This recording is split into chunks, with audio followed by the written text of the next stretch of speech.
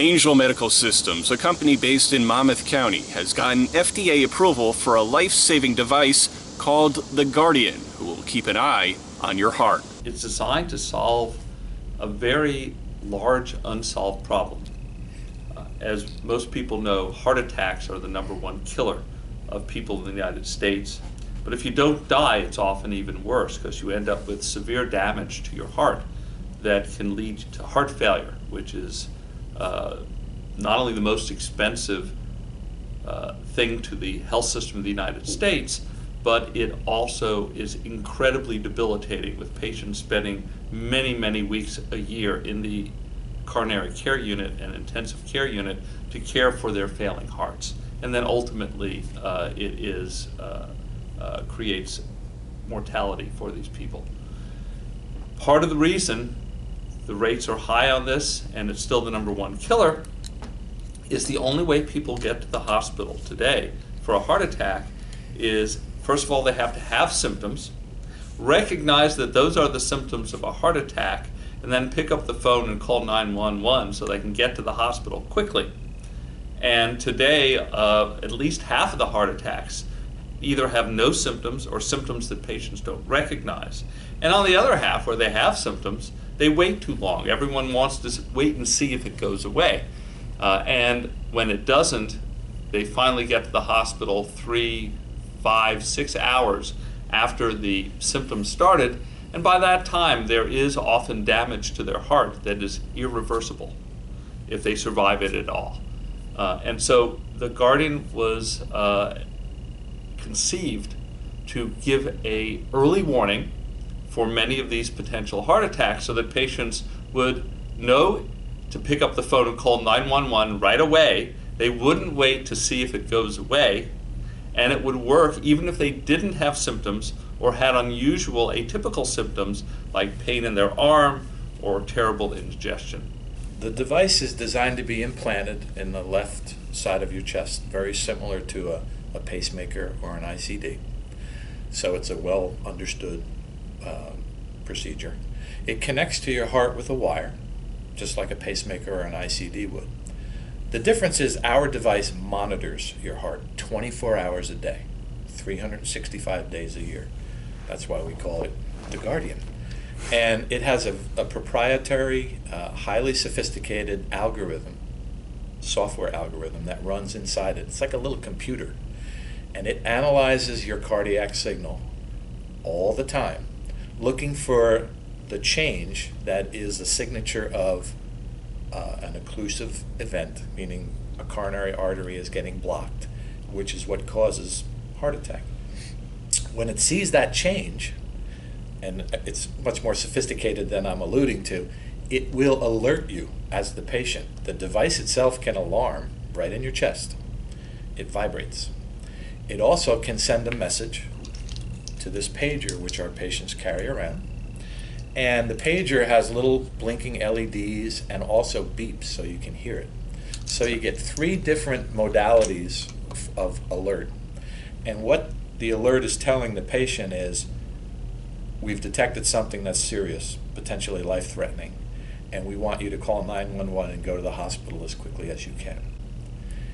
And in our pivotal trial that we performed at over 100 sites around the United States, we proved that that alarm and that warning from our device is a more accurate predictor that you're actually having an event than symptoms alone. It constantly not only looks at what's happening now in your heart, but creates a model over time of what's normal for you, and is comparing that normal machine-learned basis against what's happening now to be able to detect these potential life-threatening events. How does somebody go about getting this device implanted? Do they have to speak to their cardiologist, or if somebody's suddenly experiencing heart problems for the first time, they feel that something's not right, they go to the hospital and then they follow up with a doctor, do they get put onto a certain list to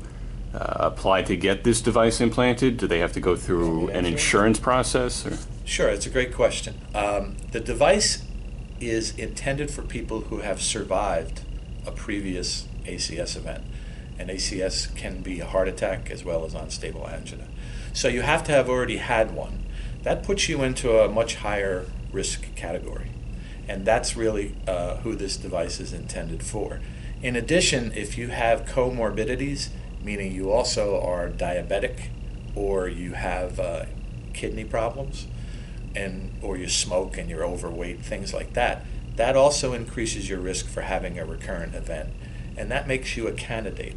But the device itself would have to be prescribed to you by a cardiologist. Does it just detect when somebody is having a heart attack or an ACS event, or if there's a smaller scale event going on inside their heart, that it'll alert them to go see a doctor, go get something checked out, no matter how small or large the heart issue may be? Great question. Clearly, any device that monitors your heart 24 hours a day is going to detect other anomalies, and some of them might be serious, even if they're not an occlusive type of event. And yes, so our device is designed to monitor the heart rates as well as rhythm. And so if we see issues that arise because suddenly their heart rate has changed dramatically, or persistently, or now their rhythm, they have a very irregular rhythm and things like that, the device is designed to give a second alarm.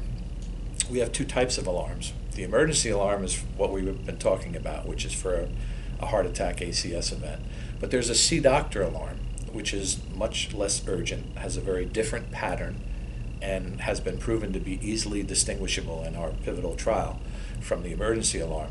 Patients are instructed when they get that alarm to call their doctor, their cardiologist, make an appointment, go in and see them within the next 10 days, 7 to 10 days, because there's something being detected which, because of your high risk, it should be evaluated. Through the clinical trials and then the research you guys did in developing this, and seeing what worked and what didn't, what was the reaction you got from the people that were involved in the trial, with how they reacted to the alarm going off, the Guardian going off and alerting them to something going on?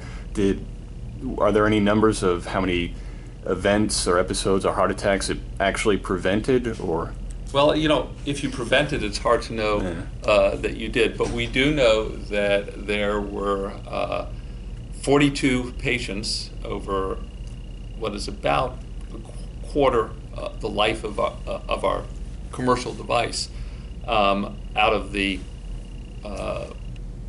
900 or so that actually had the device implanted, that were told to go to the hospital, and when they got there they had one of these ACS events, including heart attacks, but had no symptoms whatsoever.